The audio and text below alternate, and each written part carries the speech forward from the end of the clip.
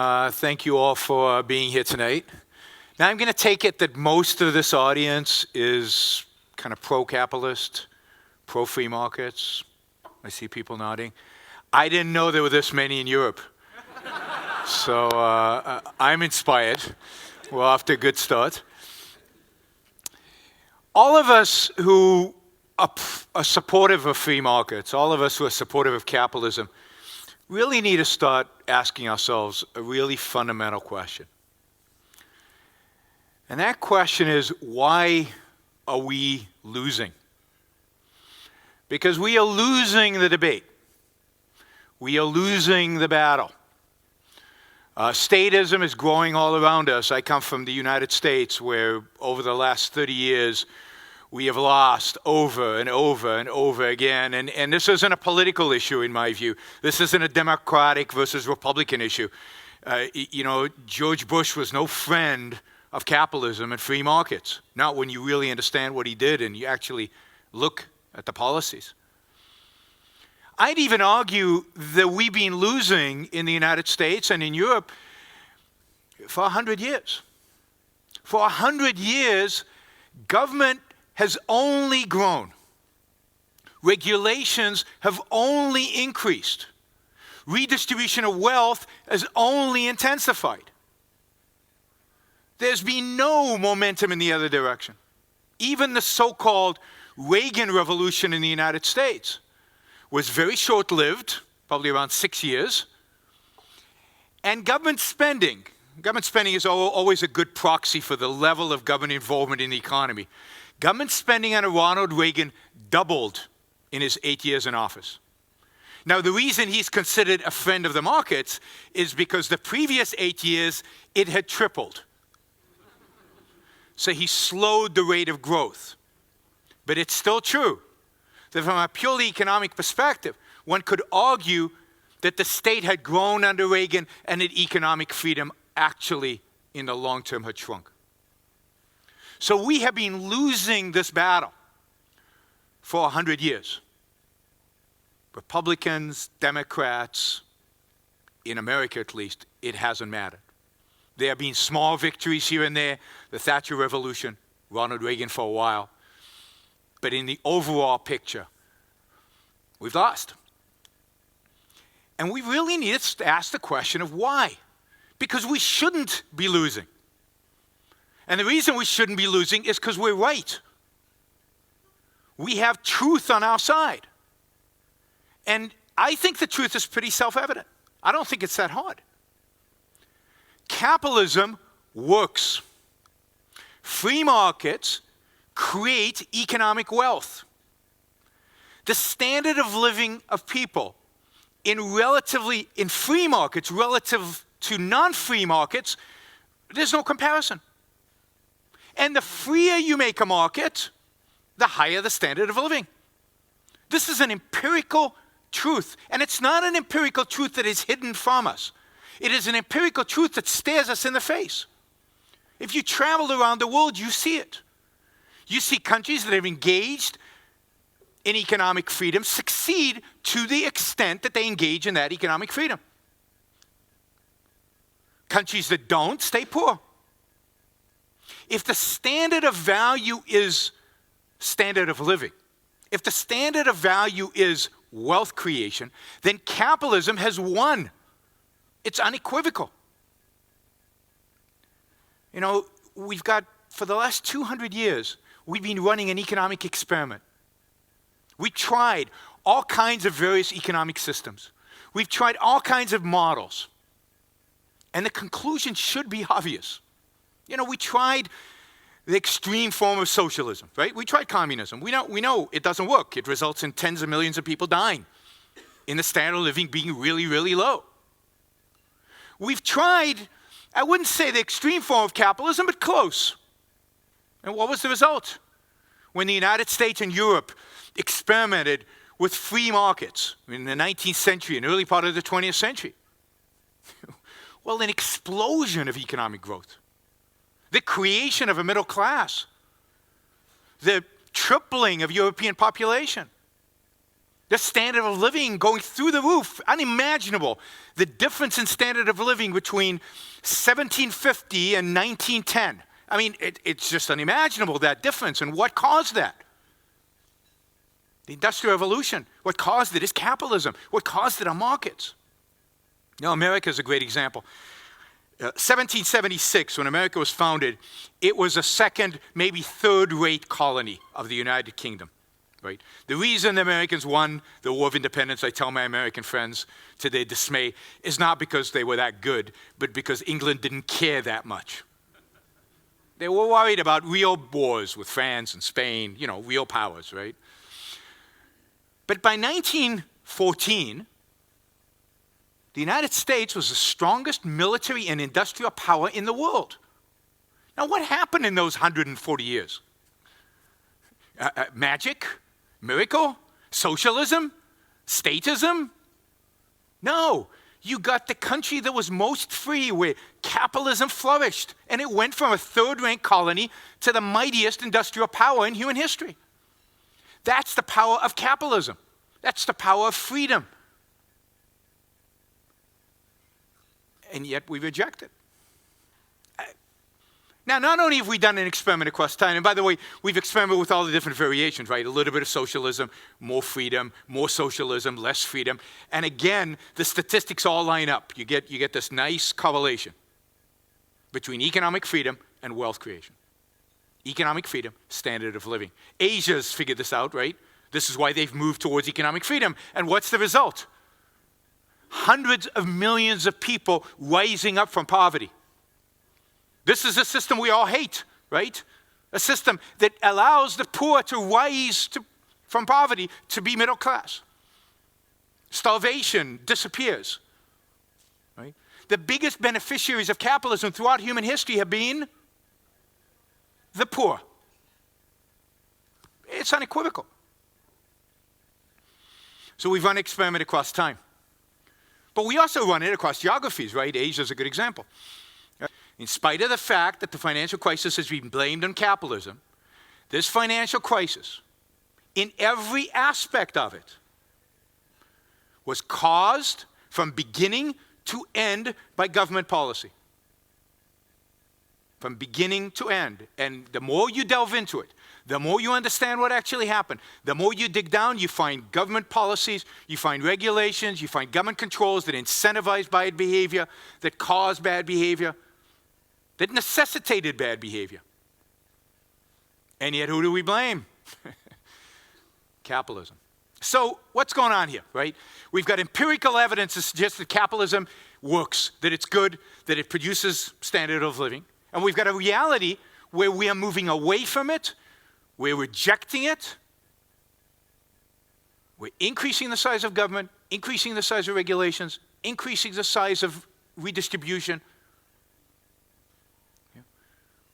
How do we make this fit?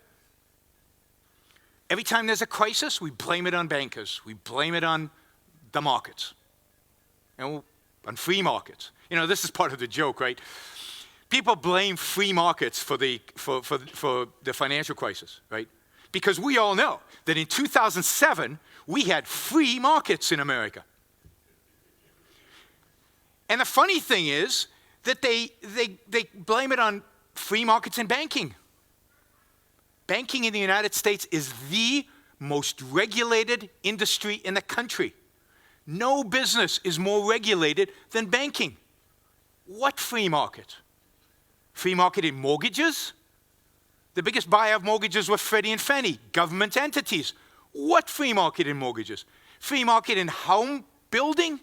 All of these industries are the most regulated businesses. It's no surprise that when the crisis happened, it happens in the most regulated, controlled businesses, not in the free ones. Doesn't matter. We still blame it on markets, right? We blame the Great Depression on Wall Street. Now, no serious economist today believes the Great Depression was caused by Wall Street. You know, Paul Krugman doesn't count as a serious economist.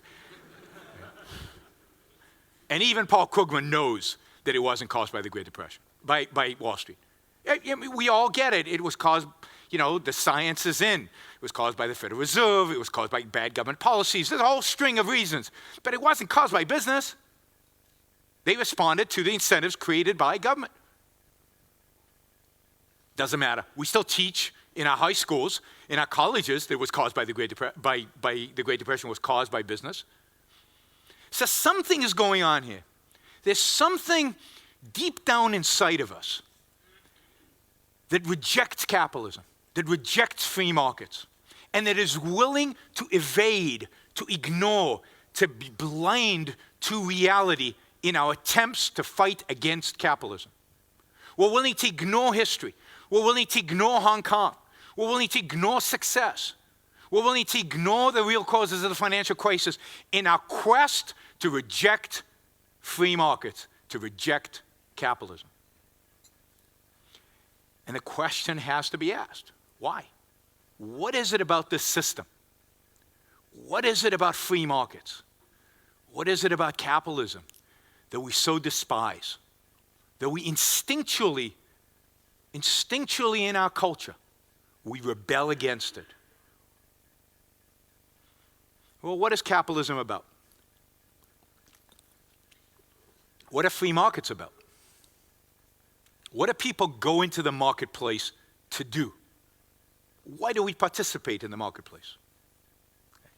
Why does Steve Jobs build one of these? It's an iPhone.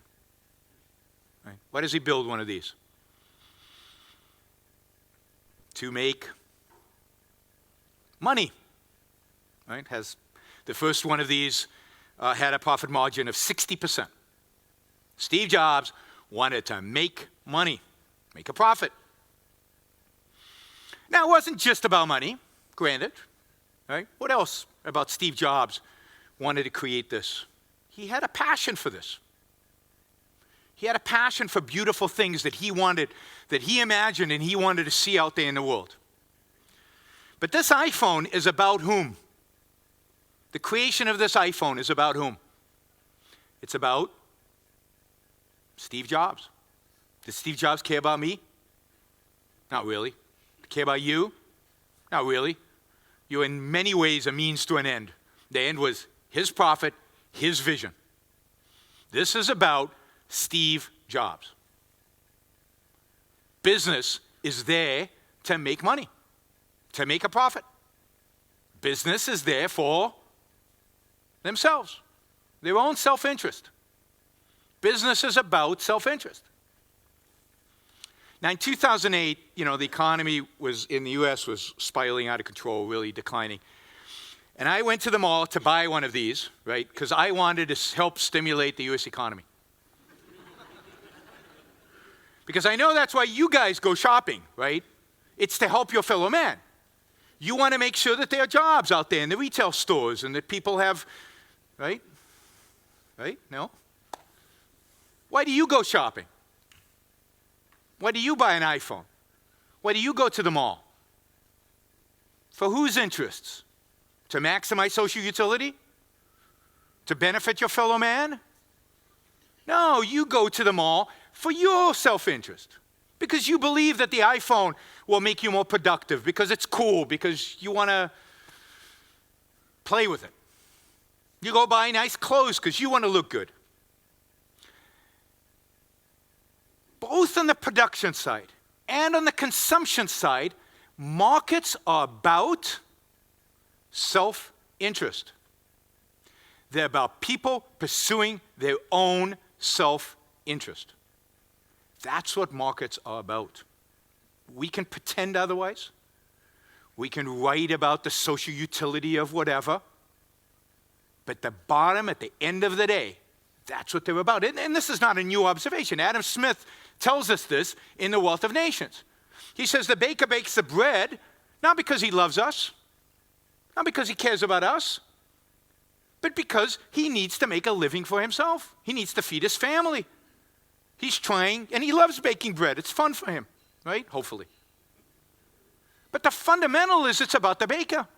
And the delivery guy who takes the baked goods to the grocery store is not doing it out of a sense of helping his fellow man. He's doing it because he's trying to take care of his own family. He's trying to take care of himself. He's trying to make a living.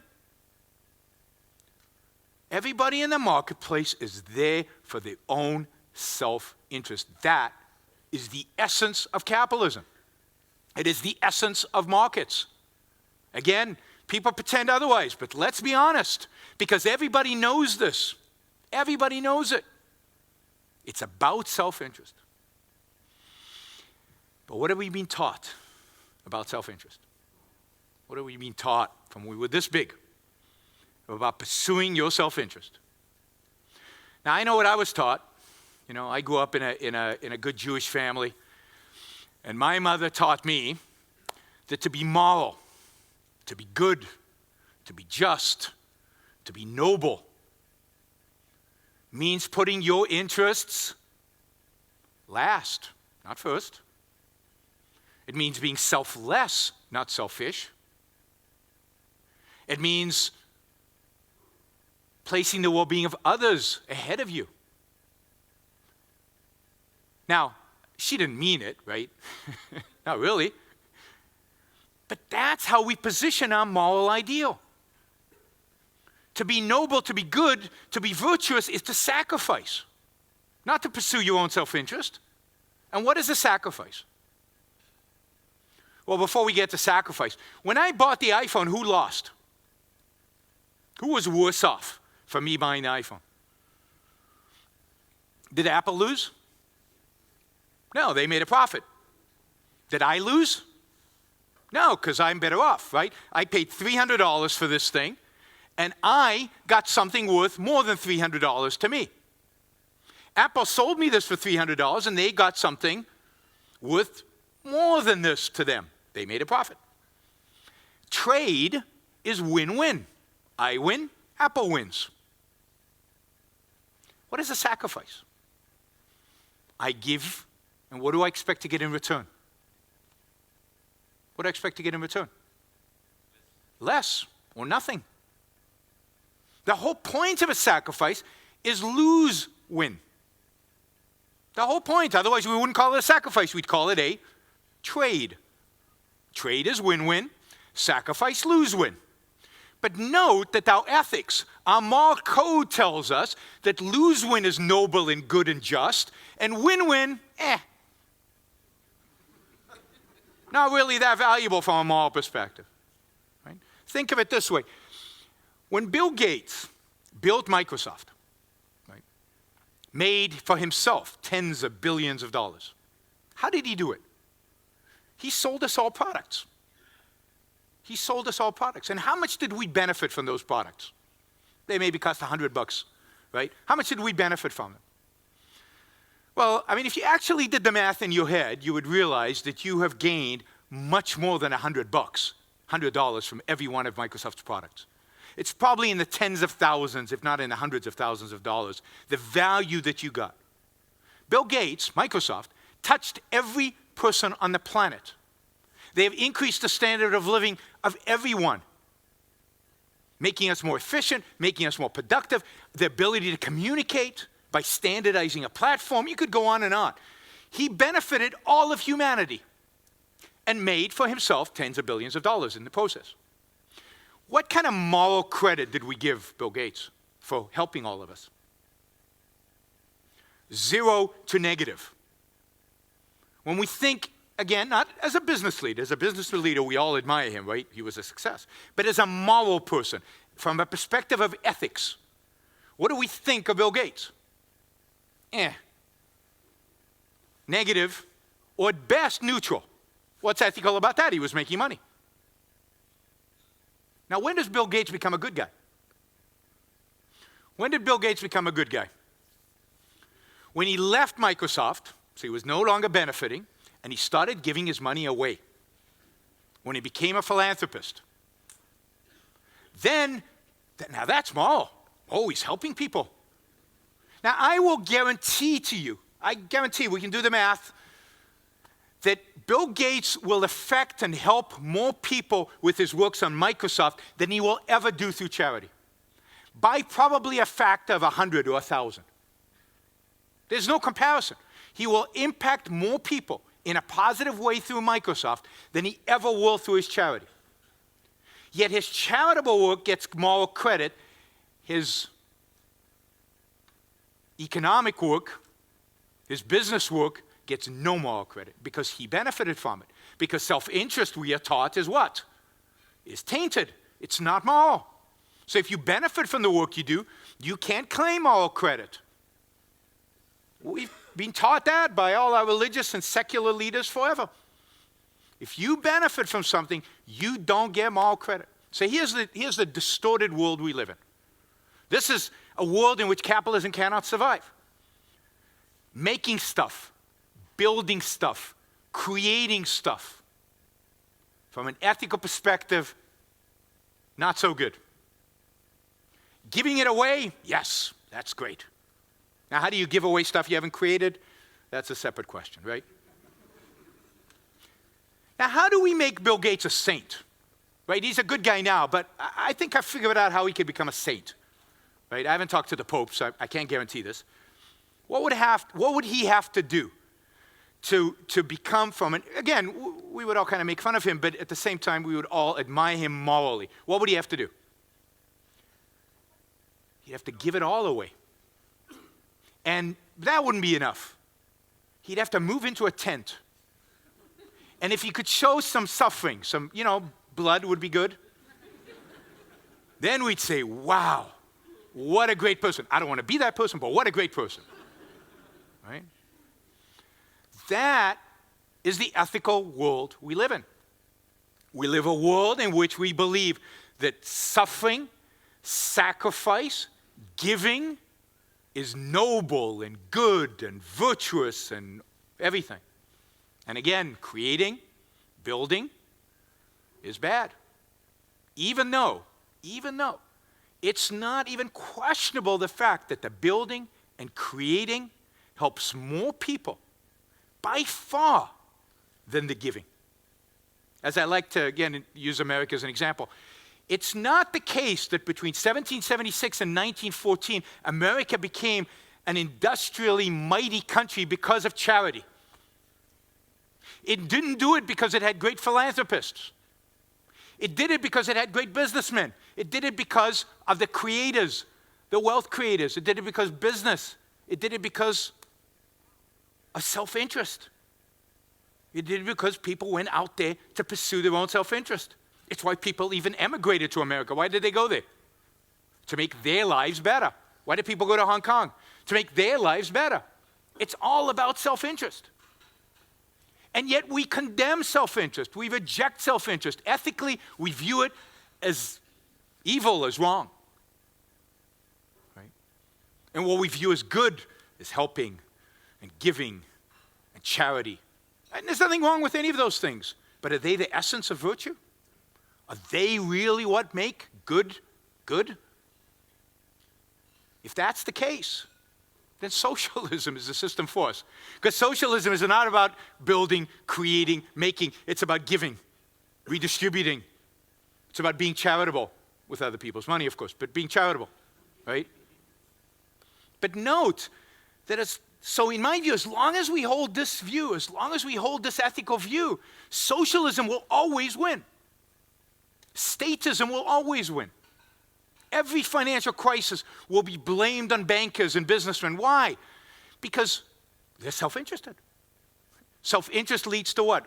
So, this is the trick, right? On the one hand, they tell us, be selfless. Sacrifice, that's good and that's noble. But nobody really wants to be that. So you have to make the alternative very unattractive. So what are we told self-interest is really about? Does anybody say self-interest is about creating and building and making something? No. What are we told self-interest is about? When we point to the kid in the schoolyard and say, see that kid over there? He's selfish. Do we mean he's a builder and a creator and taking care of his own life and making it? No. What are we saying when we call somebody selfish? We're saying he's a lying, cheating SOB. SOB, son of a bitch, right? Right? A really bad person. Because we've associated in our minds now, we've been taught by the same people who teach us the virtue of selflessness, that being self-interested means being a liar, being a cheater. The model for this is Bernie Madoff. Right? Bernie Madoff, that's self-interest. Who wants to be Bernie Madoff? Nobody. So This is all we've got, is this other morality, is being selfless. Now, was Bernie Madoff self-interested? Did Bernie Madoff take care of himself? Did he pursue the kind of things that made his life the best life that it could be? Yeah, I see people nodding. Really? You really think that, huh? Didn't work out too well for Bernie. How many people in this room have ever lied? Don't.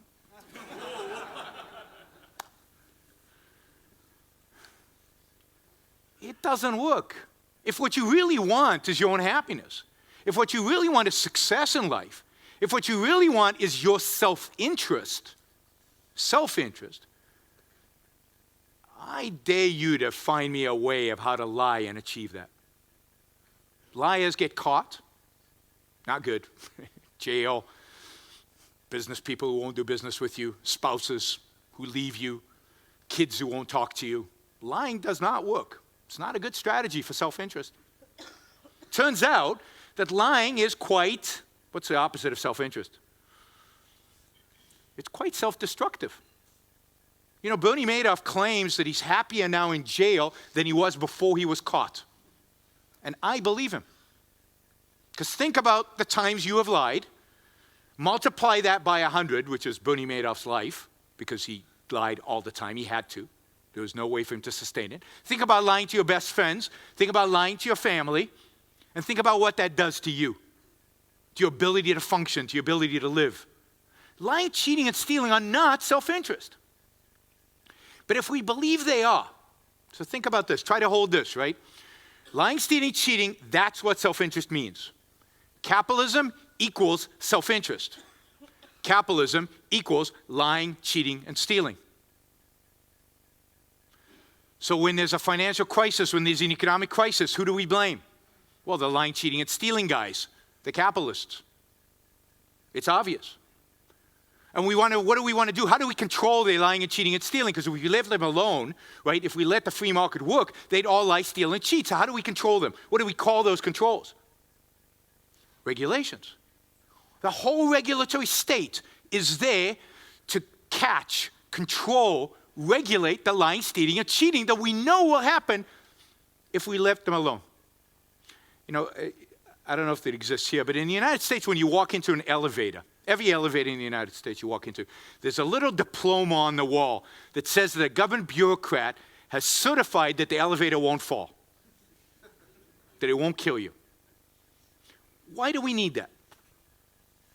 We need that because we're convinced that in a free market, without government regulations, elevator builders would build elevators that killed people. Because that's how you make money, by killing your customers. But we really believe this. If we didn't have food inspectors, McDonald's would poison all of us. That is the rationale. Why? Because they're self-interested, and self-interest leads to lying, stealing, and cheating, poisoning, destroying your customers. It's insanity when you say it out loud, but it's in everybody's subconscious. It's what we as a culture believe. We believe businessmen will always lie, steal, and cheat because we associate that with self-interest. I was in 2002, you remember the Enron and WorldCom, you remember all those scandals? These were bad businessmen who committed crimes, right? About 5, 6 of them, high profile. All in very regulated industries, I would just mention, right? All in the telecom industries, all who were very involved in politics, all of them, which is just an interesting side note. But there was a law passed as a consequence of that. It was called Sarbanes-Oxley. Now, you know, put aside your knowledge of Sarbanes-Oxley. This is a regulation that basically has government monitor all of your accounting numbers. You know, it's very, very burdensome accounting regulation for internal controls within a company. That's why Saxo probably won't open offices in the United States, because it's a disaster to do all this, right? Why was this passed? I mean, there were some crooks. They were caught. They should go to jail. End of story. But no, the assumption was, we just happened to catch these 5. They're all crooks. And what we need to do is have a mechanism to catch them. And we'll do Sarbanes-Oxley. By the way, how many people have been caught by Sarbanes-Oxley as committing fraud? 0. Did it prevent the financial crisis? No. But nobody's going to do away with it. It's there for good.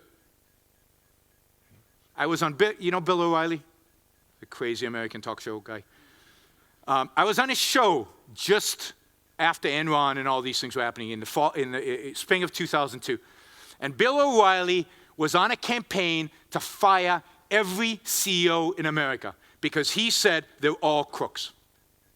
Where does that come from? This notion that if you're self-interested, if you're in business, you're self-interested, and if you're self-interested, you're lying, cheating, stealing. And that's how we get the regulatory state.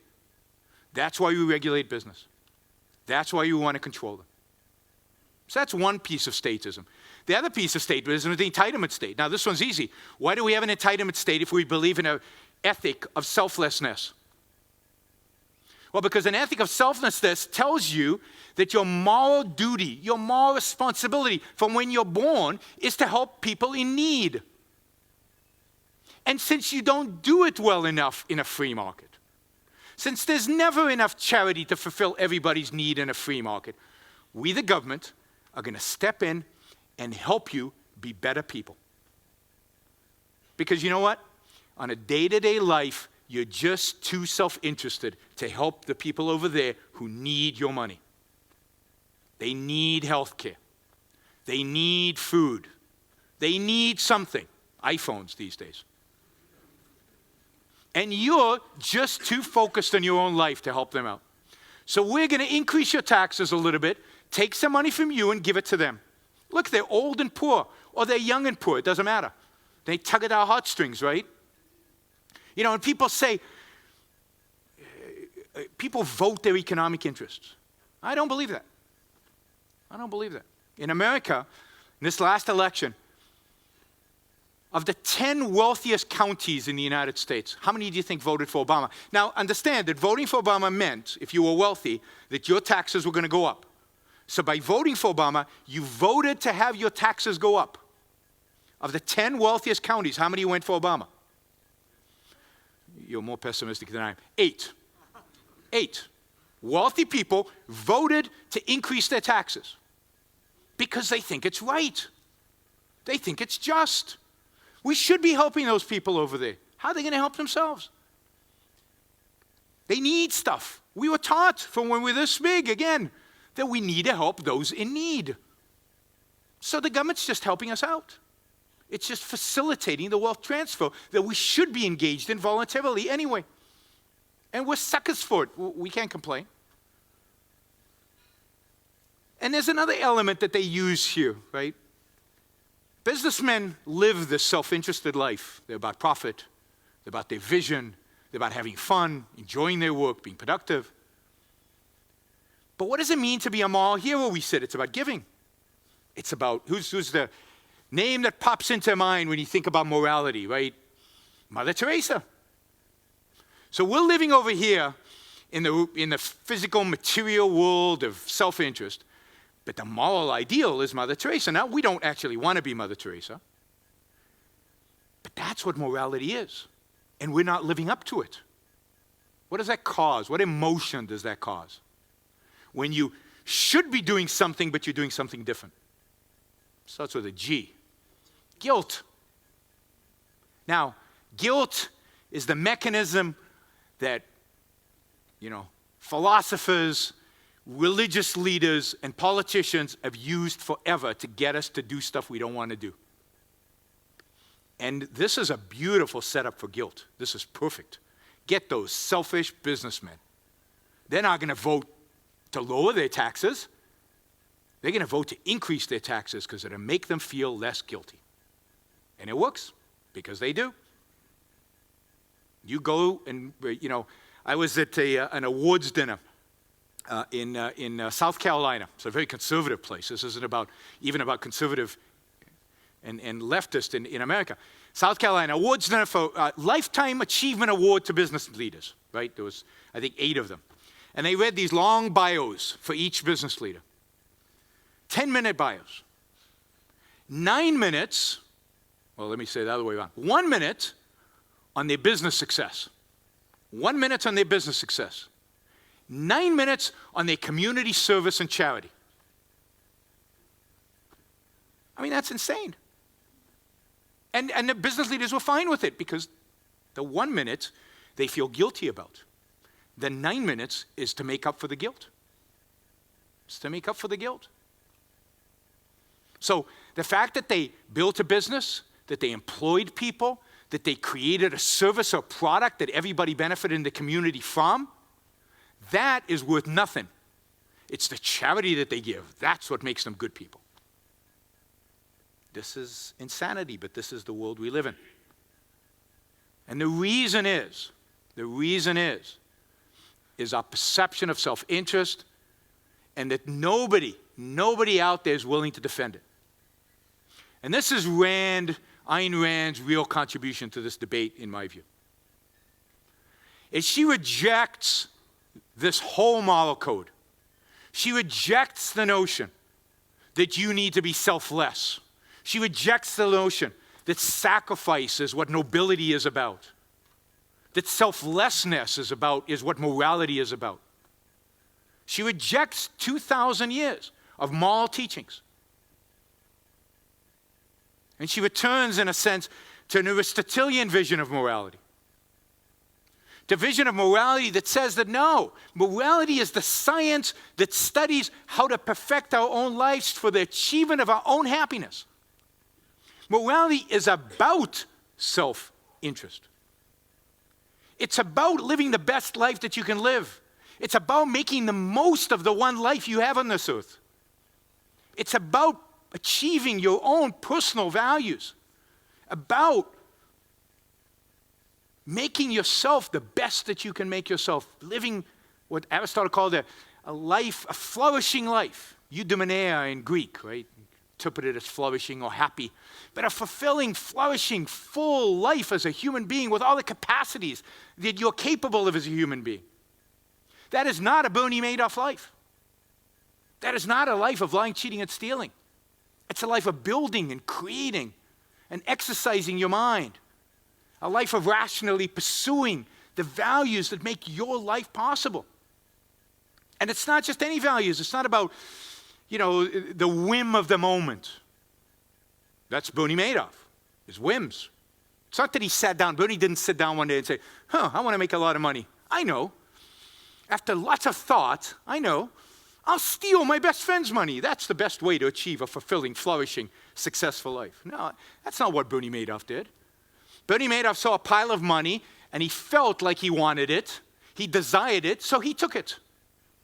I can guarantee very little thought went into the decision to take it. Because if he had thought, what would make me a really good life, that isn't what he would have chosen.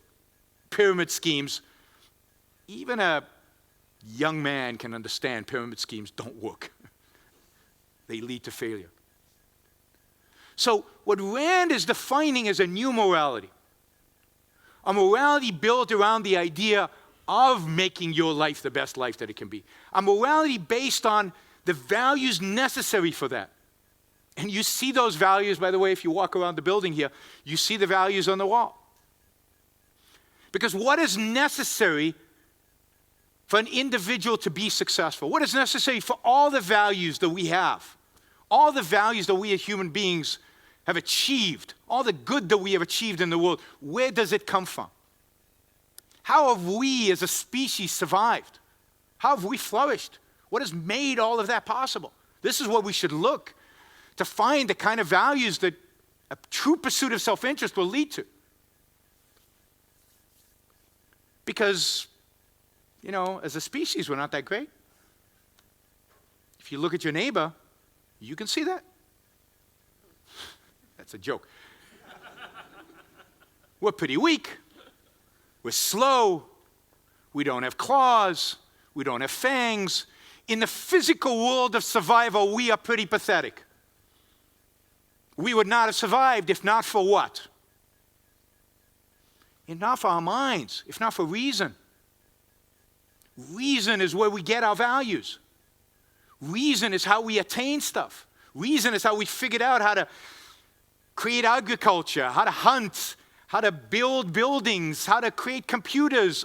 Everything that we have out there is at the end of the day a product of the rational mind. So if that's true, what does it mean to be self-interested? It means to pursue reason. It means to be rational. It means to think. It needs to figure out the problems that we faced. It doesn't mean just to emote. It doesn't mean to do what you feel like doing. It means to figure out what's good for me and to pursue that. That's what self-interest really means. It's an objective standard of reality, of the rational mind, in choosing one's values and in how to pursue them. So think about a morality that says that each one of us, our moral responsibility is not to help others. Helping others is fine, but that's not the essence of the morality. But the essence of morality is pursuing our own happiness.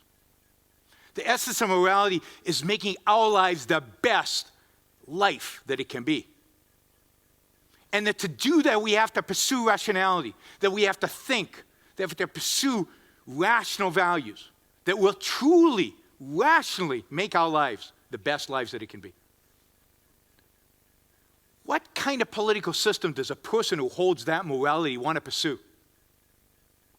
What kind of political system is consistent with that kind of individualism, if you will?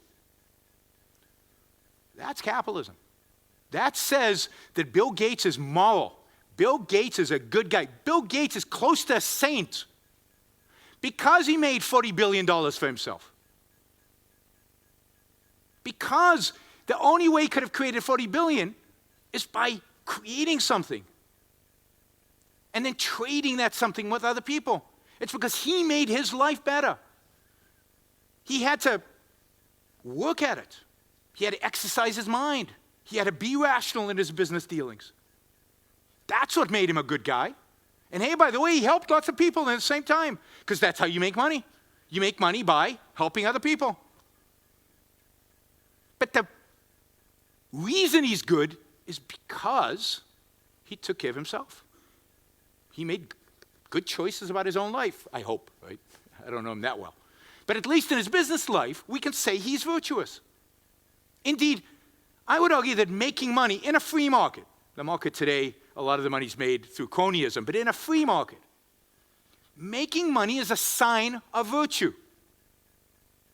It's a sign of virtue because it's a sign that you're a trader, that you're not exploiting others, that you're not allowing others to exploit you, that you're trading value for value, and that you're taking care of yourself. You're taking care of your own life. Now imagine a world in which we view businessmen as heroes. The world of Atlas Shrugged, the heroes at least in Atlas Shrugged, right? They view each other as heroes. Ayn Rand views them as heroes. They are the good guys. They're the good guys because they make and create and build stuff. Can they be charitable? Sure. But is that the essence? That's not the essence of virtue. The essence of virtue is the building and creating. Because the essence of virtue is self-interest, not self-sacrifice, not being selfless. So in my view, we are losing today because we've lost the moral, ethical battle. Indeed, we're not even fighting that battle. Ayn Rand is the only voice who fights that battle. We're losing the battle because we're stuck on economic arguments where nobody cares about economic arguments. If they think that businessmen and capitalism is immoral, they will vote against it no matter what the economic consequences are. People do not vote their pocketbook. They vote virtue. They want to be good. They want to think of themselves as good. So they'll vote for the politicians. And Obama knows this because Obama in his speeches always talked about fairness, justice. He didn't talk about the economy because he had nothing to talk about, right? But he talked about fairness and justice. And they've already changed the way we think about fairness and justice. What does fairness mean? Equality. Never used to mean that. In the old days, fairness meant what? Getting what you deserve. That's what fairness used to mean. Justice used to mean treating people the way they deserve. Today it means treating people the same. That's not justice. But they've changed the way we think about the world. Changed the language.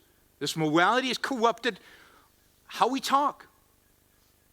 So we are playing on their ethical, they've got the ethical high ground. We're playing on their home advantage. What happens when you play in sports on when somebody else has a home advantage? They win most of the time. If we play on their moral ground, they win. And the morality of selflessness is consistent with socialism. If we play to the morality of selflessness, we will get socialism. The only way to win is to flip it on them. It's to change the terms of the debate. What is necessary today to achieve a free market, what is necessary is a revolution. But it's not an economic revolution. We won the economic arguments a long time ago. A long time ago. We won them in the playing field of reality, and we won them in the playing field of theory. We've got the Hayeks and the Mises and the Friedmans. We know the theory. We know it works, and we know in reality it works. Where we've lost is in the playing field of morality. So the revolution is not an economic revolution.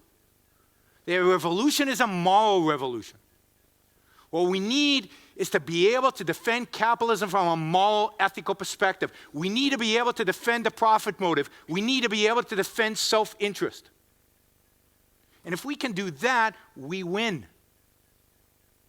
Because no person engaged in his own self-interest wants the government paternalistic mother on his shoulder telling him what he can and cannot eat, what elevator he can and cannot walk into, what he can and cannot do, and how he should use his money. No, if you're after pursuit of your own self-interest, you want freedom. You want to be left alone. You want to be going out there and try stuff. You might fail.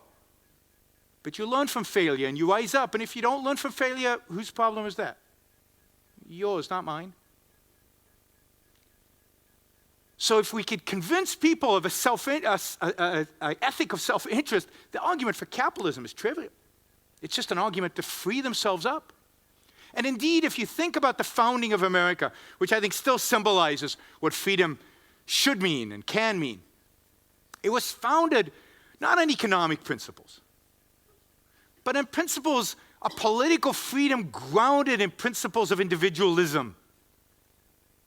The most important political document, in my view, in human history is the Declaration of Independence, the American Declaration of Independence of 1776. Because in it, they articulate a universal truth, that each one of us has an inalienable right. Inalienable, by the way, means nobody can take it away from you, not even a majority. Nobody. Each one of us has an inalienable right to what? To pursue the common good? To bring about the common interest? To maximize social utility? No. They understood that the fundamental right is the pursuit of your own life. Your own life, which means what? What does a right to life mean? It means the right to be free, to make the decisions that you believe are necessary for your life. That nobody can coerce you into doing otherwise. That's what a right to your life means. That nobody can force you to do what you don't want to do.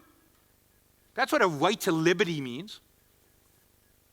And the spirit that we really need to capture, if we're going to win the battle for capitalism, the spirit that we need to capture is the spirit of an inalienable right to the most selfish political statement in human history, an inalienable right to pursue happiness. Your happiness, the individual's happiness. If we can capture that spirit, the spirit of the pursuit of happiness, with a moral code that justifies it, then and only then can we win. Thank you all.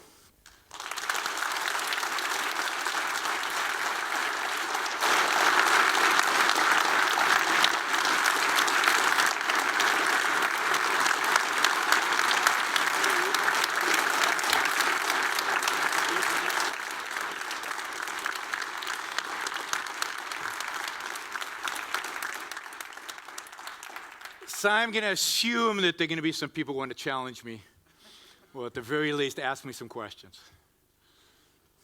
So there has to be a first. Yes? So to what extent is it moral to cheat in taxes? So to what extent is it moral to cheat in your taxes? I don't think there's anybody from the IRS here, although it is on video. Look, it's a question of you have to think through what is your self-interest. There's a heavy price to be paid if you're caught, so that has to factor heavily. But in my view, at the end of the day, taxes are theft. You know, it's an interesting step. Think about this. Your neighbor once, is going through hard times. He doesn't have enough money to feed his family, let's say. He has only two options in life. He can come to you and ask you for your help. And if the neighbor's a nice guy, we would probably help him, right? If we had the money and if our kids were well fed and everything, we would help him. That's one option. The second option is he can pull out a gun and steal our money. But those are the only two options. Now, we pretend that by getting all of us into a room and voting to take my money, right, then it's okay. Then it's not stealing anymore. So that's what happens, right? The neighbor goes to the community and he says, that guy has a lot of money. I need money. Could you help me get his money for me? Right? Now, if you used the Sicilian mafia to do that, we would say that's bad.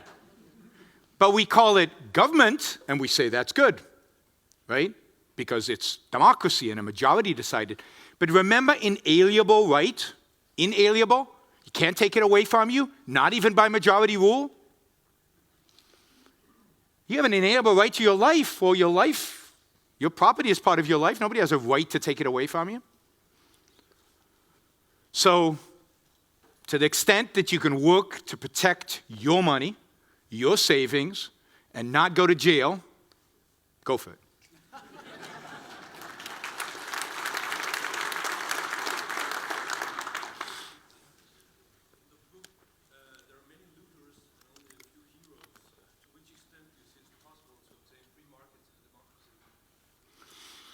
Well, democracy is a tricky word.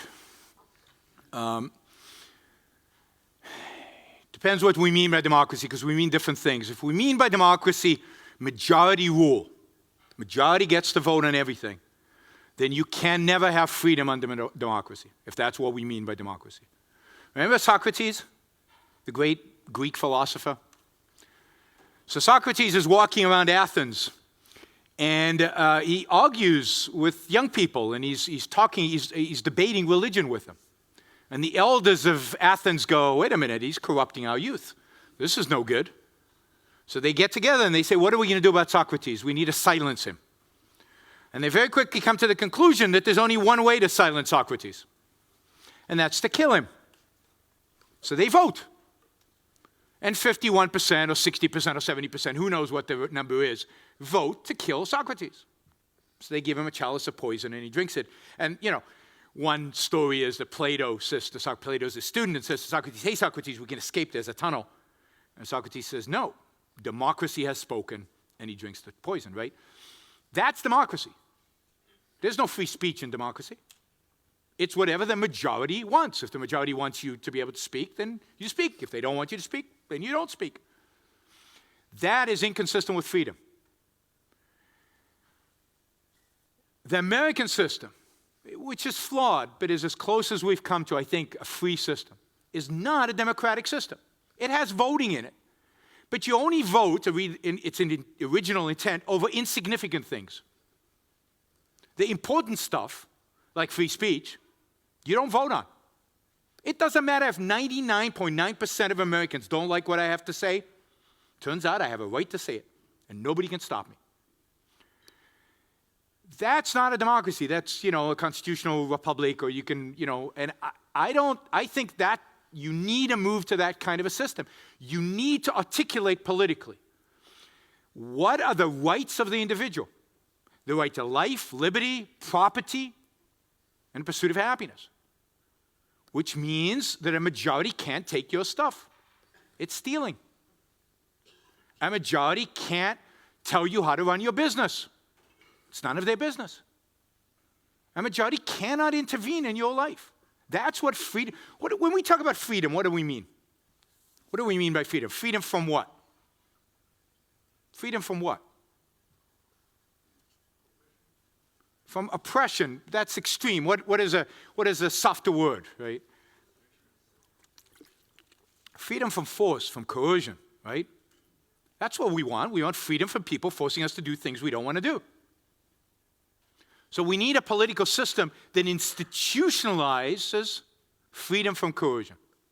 It institutionalizes, and we're pretty good at understanding that as an individual, I can't coerce you. I can't steal your money, right? I can't defraud you. We got that. But what the founders of America understood is what is the most coercive element in our society, in human history? What's the thing that coerced more people and caused more suffering and more deaths and more murder and more destruction than any other force? Government. Well, and church. That's why they separated the two and try to control both, right? So how do we, if we want freedom, what do we need to do? We need to constrain government. And how do we constrain government? By empowering the individual, by recognizing his right to his life. That is the fundamental political principle. The fundamental political principle of freedom is individual rights. It's the right to life, liberty, property, and the pursuit of happiness. That's the fundamental. And if you don't fight for that, you can't win, and you create political systems that violate those rights and therefore are unfree.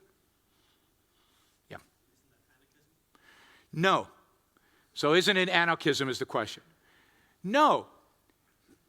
And the reason is, why do we hate coercion? What is it about coercion that we reject?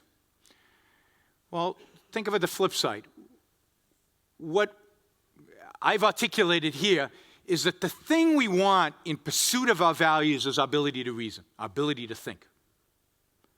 What is it that really stops thinking, stops the ability of reason? If I pull a gun and put it in your back and say, from now on, 2 + 2 = 5, and if it's not, I'm going to kill you. Can you build a bridge? No. You can't really do anything. Your life is over. Your reasoning faculty is gone. Force is the anti-reason. Force is anti-life. Coercion is anti-everything.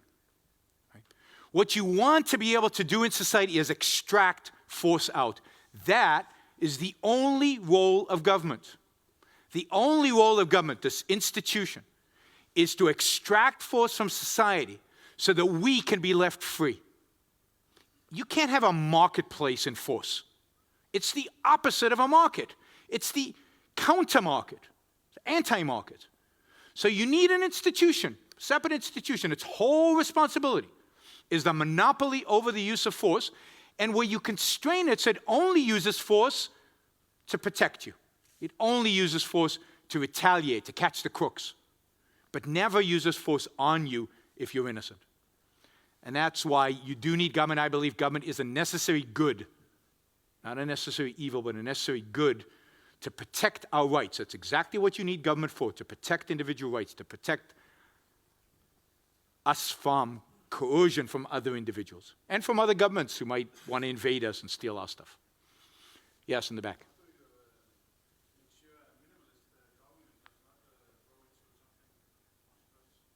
How do you make sure minimalist government doesn't grow into something monstrous? There are two things you need to do. One is you have to have a robust, explicit constitution. You have to create a government that is constrained to begin with, right? The United States did an okay job at that, and that's why it's done so well for 200 years. But it wasn't perfect. You could do a much better job writing a constitution than what the founders of America did. You can be a lot more explicit about what you mean. But look, at the end of the day, no constitution can withstand people not agreeing with it. The only way you can limit government and keep it limited is by convincing people that it's in their self-interest to have that.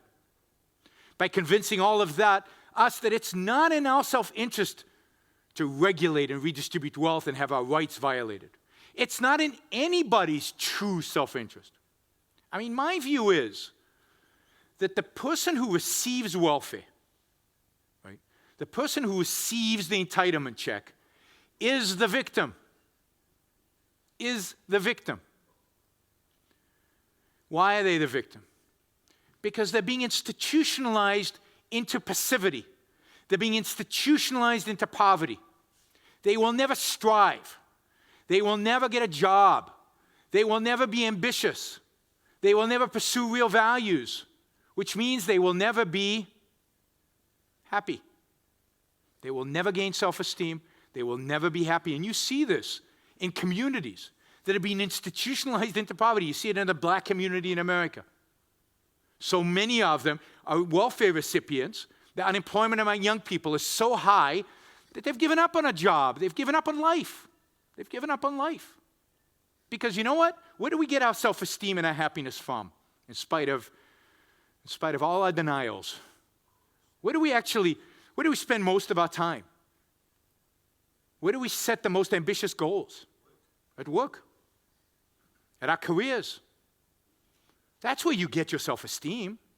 That's where you get your real passion. And there can be all kinds of work, right? But that's where you get it. And if you deny people work, you deny them the ability to be happy and successful. You deny them to have eudaimonia. You deny them the ability to flourish as human beings. And it's not about the money. It's about knowing you can take care of yourself. Knowing you can feed your family and yourself. Knowing you're creating something, not just consuming it. That knowledge is where you get that self-esteem. It's where you get human happiness. And that's what we deny. When we have minimum wage, one of my favorite topics, minimum wage, right? All minimum wage does is create unemployment. Among whom? Among the people who are least able. Among the poorest people. That's why you have, 20+%, 25% unemployment among teenagers in the United States. Why? Because of minimum wage. You know what? They can only produce $6, and yet businesses are forced to pay them $10. So they never hire them. Now, if somebody doesn't get a job at $6, how are they ever going to learn a skill to be able to make 10, 20, 40, $100 an hour? How are they ever going to advance in life? They are the victims of minimum wage. That's what we need to explain. And that has to be tinged with a morality, because the morality says that happiness is your goal. And here's the way to achieve happiness. You achieve happiness by working, by being rational. You're being denied that. You should be demonstrating in the streets to get rid of the welfare state, because it's crippling you. That's the message we should be sending the recipients of the welfare state. Now, it's not an easy message, but it is the message. Yeah.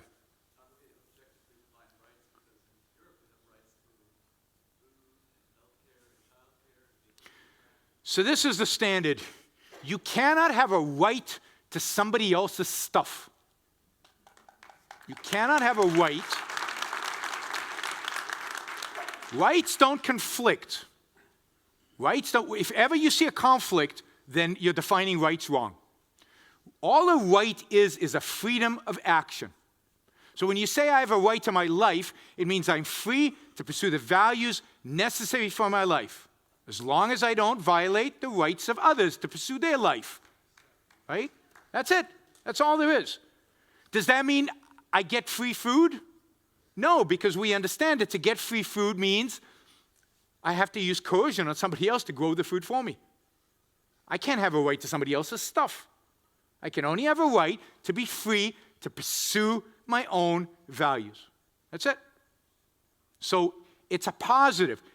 It's an action. It's a freedom. It's not about stuff. It's not about services. It's not about vacation. It's not about healthcare. If you have a right to healthcare, it means doctors are slaves. Because if you have a right to healthcare, it means they have to give it to you. That's slavery. They're working for you. You don't have to pay them. By right, they have to give it to you. So that can't be right. So whenever you have a right to somebody else's time or money or things, you know it's not a right. Yeah.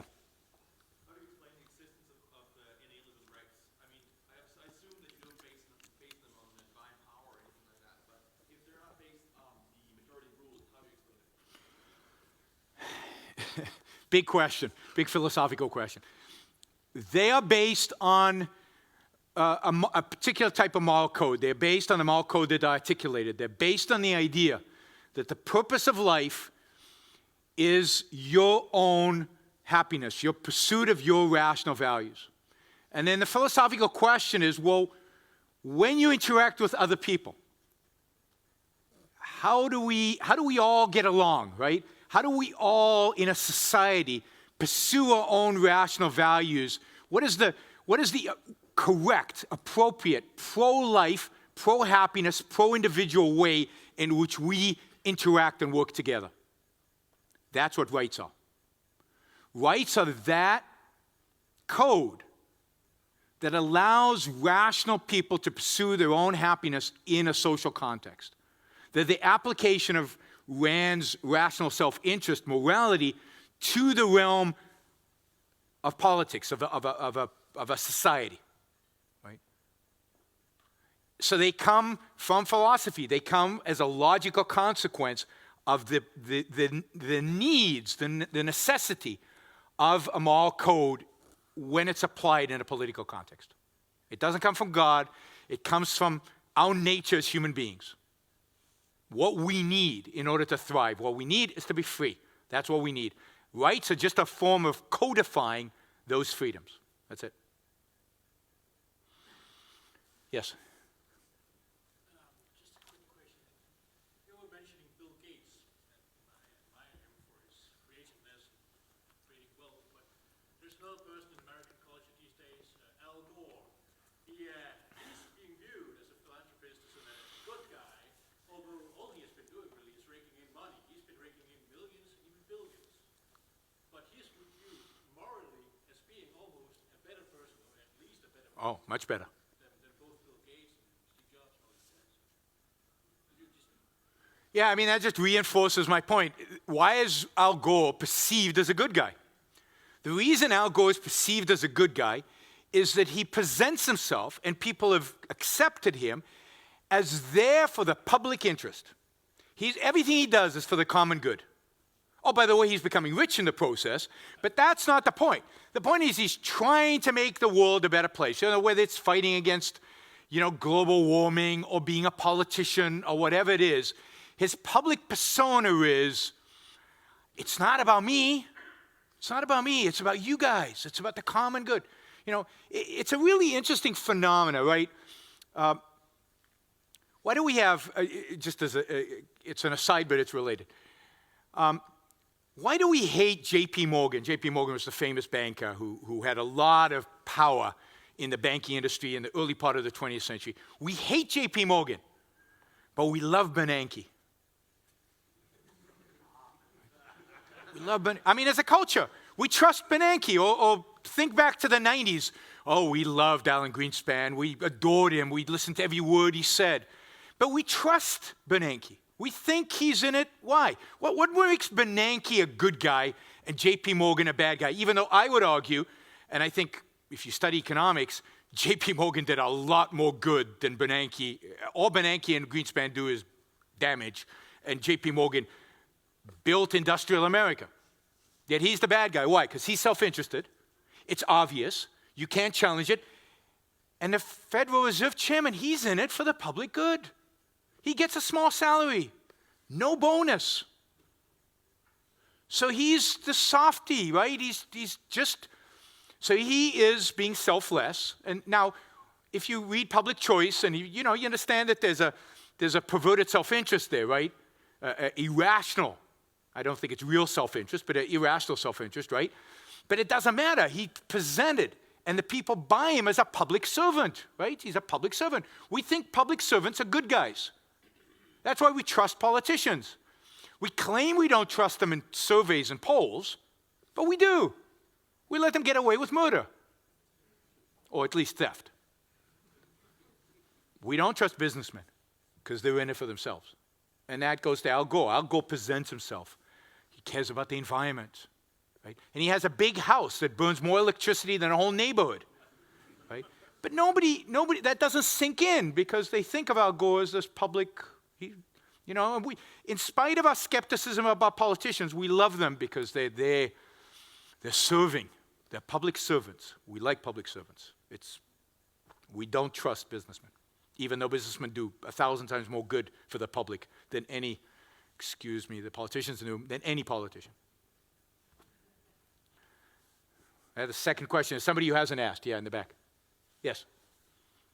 Shouldn't you be admiring Al Gore, really? Even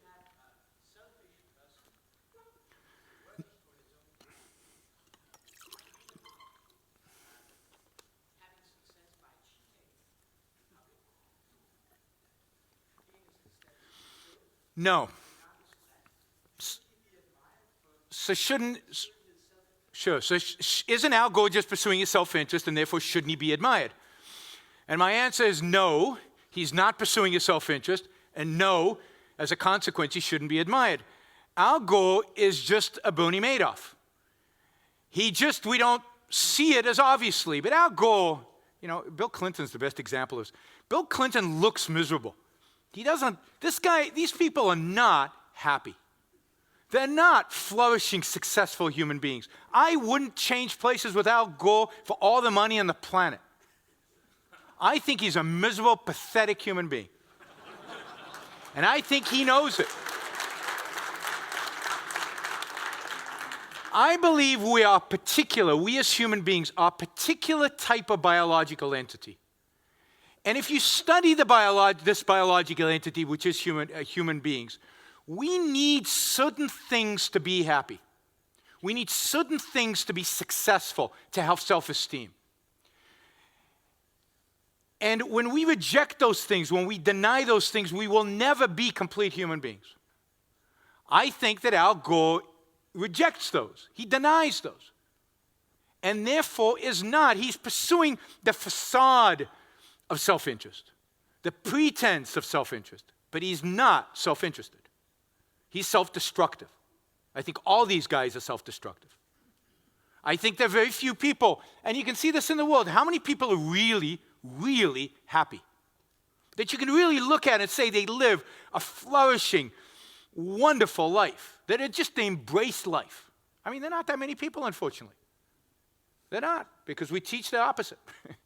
And I think some of them, because they're wealthy, because they go after money, does not mean that therefore they are successful. Success is not about the material. It's not about how many dollars you have in a bank. That's not the measure of success.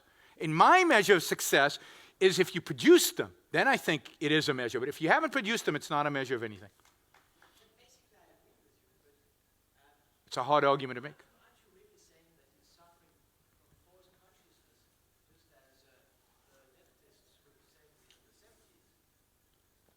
It's not a question of, it's a sense of consciousness. But it's not a consciousness that, I just think that just like certain foods are good for you and certain foods are poison, right? And it's sometimes hard to tell. We still have huge debates about what's nutrition and what isn't and what's good for you and what isn't. The science is complicated, right? I think the same thing is true of our spiritual life. Certain actions are good for us. They make for a good life. Certain actions are bad for us. They make for a bad life. I think that the actions that Al Gore takes are bad for him. And the battle is to convince people of the truth of that. In a sense, I believe morality are the doctors of the spirit. Just like nutritionists are the doctors of our material, they tell us what kind of food is good for us, right? Morality should tell us what kind of actions are good for us, what kind of ideas, what kind of values are good for us.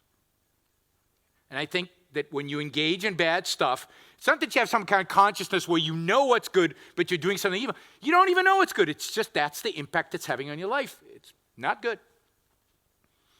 And it's hard because we've been so conditioned differently in terms of what is good and what is evil. Yes? Isn't that ultimately, though, a question of time preference? If you're in your short-term interest, you might, stealing, cheating, whatever, it'll make the bills pass. You can pay out some dividends to your other pyramid victims. In the political sense, it's always easier to extract resources from other people rather than yourself. While in the long term, having a moral and productive life would be more in your interest. But that depends. Do you actually, in fact, have such a long perspective, or are you, going from either hand to mouth or to election to election? So again, let me do a personal morality and then talk about the politics of it. It's a cognitive problem more than a moral problem. Well, unless you define it as a moral problem, it never rises. So I don't think people think of it as a moral problem, and therefore they never make it. They never think about it. So, and this is the problem. So if we teach people, this is what happens in business schools. We teach people that morality is about being selfless and about sacrifice and stakeholders and profit is not moral and all this stuff. And then we tell them to go out and make money. Right? So we send them out into the world with no moral guidance. In business ethics class, the only thing I was taught was don't do anything that you don't want to appear the next day in the New York Times, front page of the New York Times. That's not moral guidance. That's just stupid. Right? So we give them no moral guidance. So what do people do? And indeed, we give them the opposite moral guidance. What do we tell people? We tell people pragmatism. Be a pragmatist. What does pragmatism mean? Pragmatism means short time horizon. Do whatever you can get away with. That's what we're teaching people. That's what we teach politicians. That's what we teach our children. And that's what we teach businessmen. And then you have Enron. And again, Enron wasn't a case where they sat down and said, how can we cheat our shareholders and make lots of money in the process? No, it was a little pragmatic step at a time with a short time horizon where every time they cheated, it was just a little thing, and they were going to make up for it later, and slowly it grew into something they couldn't control. That's how most of fraud in business happens. It's very rare that somebody sits down and thinks, oh, how can I cheat people? That doesn't happen that often. So pragmatism is what we teach people. As long as we teach them that, you'll get that kind of behavior. What I'm advocating is for reason. Reason by definition is long-term. Reason by definition takes into account the full consequences. And I actually don't think there is a conflict between the short-term and the long-term. I don't think Bernie Madoff ever enjoyed his money. I mean, he might have had momentary moments where he enjoyed it, right? But I don't think he had spans of months or years where he enjoyed his money, right? Any more than I think that a cocaine addict enjoys his life. He might get a high from the cocaine in a very short period, but it's not like he lives through months of high, right? The high goes away and life sucks because he's a cocaine addict. It's not good for you, it turns out, right? So don't do it. And you don't have to think 40 years into the future. Just think a year into the future. Just think 2 years. Just think of the consequences of your actions. So reason demands long-term thinking. But what I'm arguing for is to think. Just start the process. Start the process of thinking. And particularly in the political world today, we're not thinking. We're not taking into account the facts of reality. Nobody in America wants to deal with the economic reality. Nobody. Nobody wants to think about the unfunded liabilities. Nobody is thinking about what the regulatory state is doing to the economy. Nobody is thinking. It's not even short-term versus long-term. But when you don't think, what is there? There's only short-term. Because within our perceptual realm, right, what's in our emotional realm, we only relate to the short-term. Reason is what demands long-term.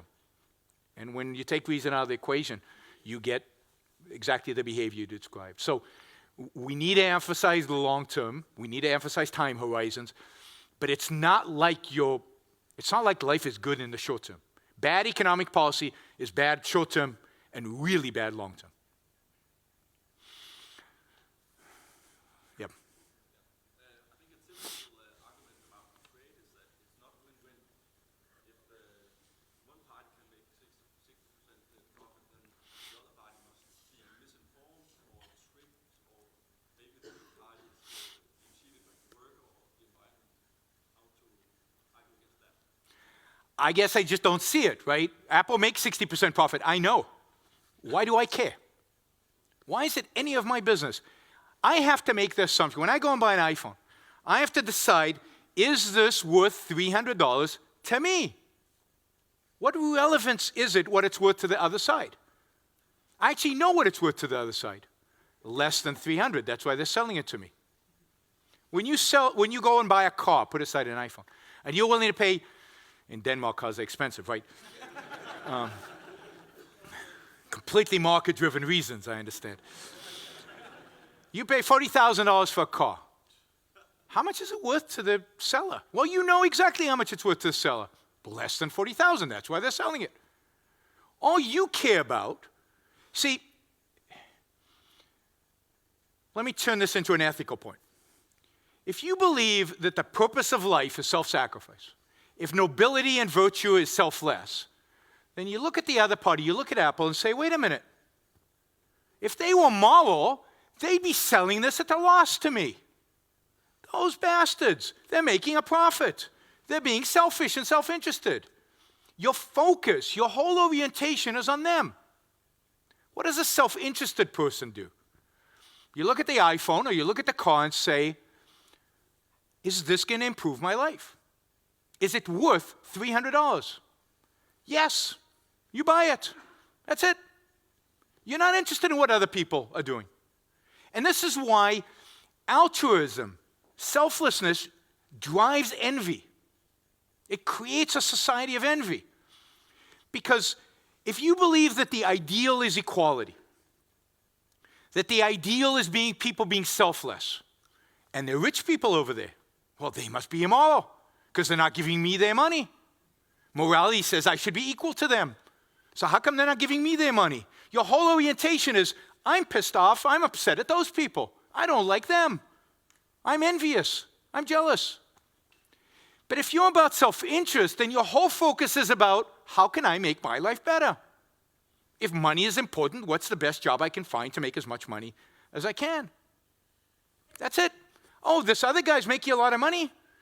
Oh, well, that means he's providing a service or a product that people value, and they're making their lives better by making him rich.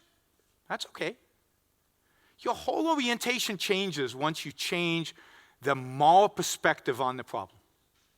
And as long as we hold that selflessness is ideal, we will always resent profit. We will always resent the rich. But the fact is that nobody forces you to buy an iPhone. Nobody forces you to take the job at $6 an hour.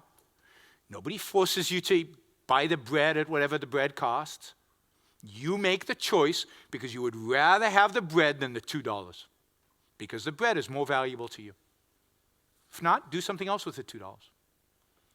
Here we have 2 minutes or 2 questions. Okay, last question. Yeah. It's into the future. Right behind you, you have a world map. At one of the largest areas there, there's a powerful economy going around, which is Right there. the other half of the map right now. And in Denmark, they're also trying to expand in Greenland, buying natural resources. They're very good at it. They have like 2,000% more natural resources right now than they have in the Yeah. US. They are buying it slowly. What will happen when are they going to have a welfare state that is going to stop them? Or are we going to have a less welfare state that is going to make us powerful enough to not get taken over? So, so the question is, the Chinese are buying up the world, and this is this a real problem? Yes and no. I remember I went to business school in the late 1980s, and the number one problem that we were taught was that the Japanese were buying up the world. I mean, I'm serious, you guys forget, but they were buying up the best golf courses in America. You remember the Rockefeller Center in New York? The Japanese bought that at the peak. They lost a lot of money on that, right? They did. And the free market response was, great, they're probably overpaying, somebody's selling, this is cool, right? And what happened to they're right there, right? They didn't do too well, right? Now, China's a different dynamic, but it's a very similar dynamic. Other people buying your natural resources is not a problem. I generally don't think natural resources are a problem. There's no shortage of natural resources out there. They're finding so much natural gas and oil right now in America that's going to make Saudi Arabia look like insignificant, in a few years if they're allowed to do this. Technology, the only resource that's limited, is what? The human mind. There's no limit to resources. We can always figure out how to find more or something else or better. So I don't believe that that there's some finite amount of resources and the Chinese are going to buy them all. I just don't think that's going to happen. I also happen to think that the Chinese have got some real big fundamental economic problems that they are still managing to disguise because they've got their economy is in such transition that they can still disguise those, but they're huge problems. They will either become, more capitalist because, in a sense of shrinking their public sector, or they are going to have a real financial disaster on their hands, just like Japan did. Just like Japan did. Of course, at the same time, looking into the future, the West is in decline. Europe and the United States are in decline. And I don't see anything stopping that. Because what is going to happen is a real change in ideas. And the fact is that in spite of me loving doing all this and speaking all over the world and trying to get people riled up, it's not enough. I'm not that good. The chances of us winning, those of us who believe in capitalism, is not that great. We got to fight, is my view. You can't just pretend, lay down and pretend you're dead. You got to fight. But let's be realistic. The number of people amassed against us, both in physical number of people, the amount of money, the amount of intellectual power that they have, the fact that they control the educational institutions from when a kid is this big until they're in college, they got all that. We're struggling against all of that. So you have to, if you were a betting guy, right, you'd have to bet for the decline of the West. I happen to think China cannot survive without the West. China's inspired, their model ultimately is a Western model. If the West declines, they will decline too. So I think we need to really focus on saving us. I don't think we should worry about the Chinese. I think we need to make ourselves as free as we can. We need to fight for our own freedom. We need to try to make us as capitalist, as successful, as prosperous as possible. That's enough of a battle, right? That's a lifetime worth of fighting. If we can resurrect the individualistic spirit that made the West, right? What made the West is Aristotle, it's the Greeks, but it's really a unique period in human history, which is the Enlightenment. The Enlightenment is what makes the West special. And the Enlightenment is two ideas coming together. And these ideas are dying. The two ideas are reason, manifest in the scientific revolution of the 18th century, 17th and 18th century, and individualism. It's that merger of individualism and reason that made the West what it is. And that's what's dying. And that's what we need to fight for. And if we can win that fight, then the Chinese don't matter. Thank you all.